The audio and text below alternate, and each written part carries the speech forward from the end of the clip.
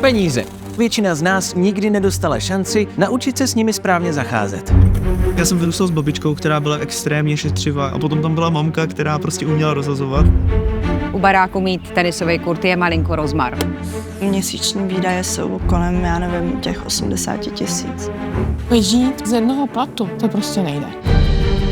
A právě proto jsme natočili tenhle film. Naši poradci rozumí tabulkám a číslům, ale moc dobře ví, že to hlavní se odehrává jinde, v reálném životě.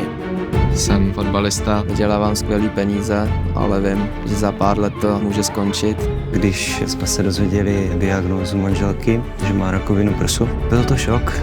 Tuhle práci dělám, protože jsem si rozhodl, že touhle cestou budu pomáhat ostatním lidem. Mě baví tvořit s někým cestu. Naplňuje mě pomáhat ostatním plnit jejich cíle. Jsem vlastně nikoho neměla, který by mi třeba s těma financema mohl pomoct. Stav finanční gramotnosti není dobrý, ale to není jenom v České republice. Ten problém je celosvětový. Je dobré mít člověka, který vám pomůže mít plán B. Protože to vydělávání peněz má smysl jenom do té míry, pokud je budete schopen užít. Jste připraveni vzít svůj finanční život do vlastních rukou?